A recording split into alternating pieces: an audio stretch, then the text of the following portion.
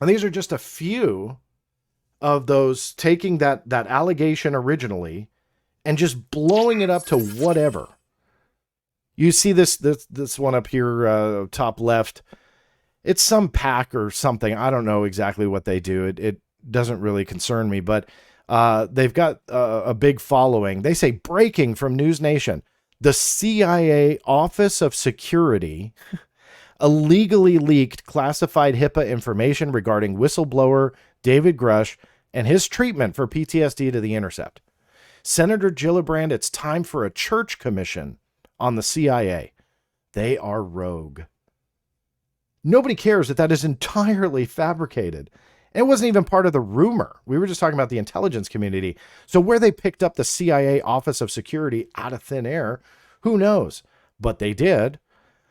Here's another one. Whoever leaked Grusch's personal medical records is a bloody fool. Grusch is represented by Chuck McAuliffe, former Inspector General of the IC.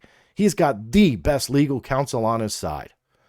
Yet it doesn't matter. None of that was true.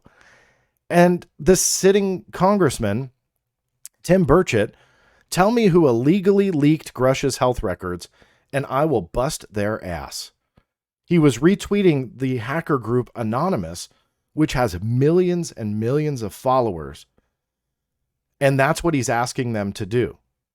Essentially asking arguably one of the worst, best, however you want to look at it, but we'll say successful hacker groups around the world that's done a heck of a lot over the years, asking them, tell me a name of somebody who leaked the health records.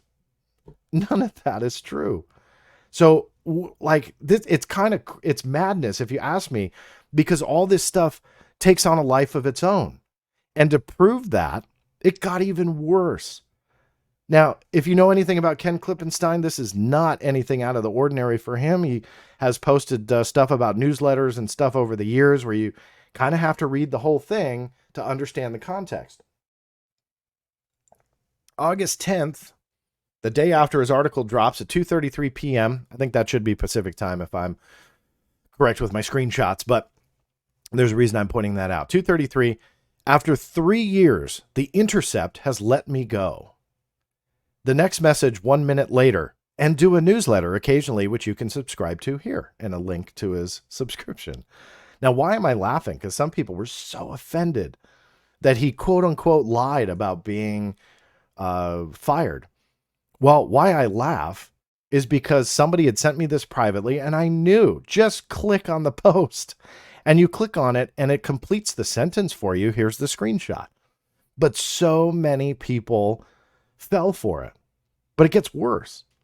News Nation with Ross Coulthart highlighted the whole thing. They were talking about it on the air, saying that he was fired. Now, credit to Ross for saying that is kind of an unfortunate thing for a reporter. He's just doing his job. So I do want to compliment him there that he wasn't saying, yeah, hoorah, he deserved it. But rather, that's how ridiculous the mainstream media and those attached to this story are getting. Now, I'm sorry, that's not meant to be rude, but rather, remember how I've been talking about all these crazy accusations and this, that, and the other thing?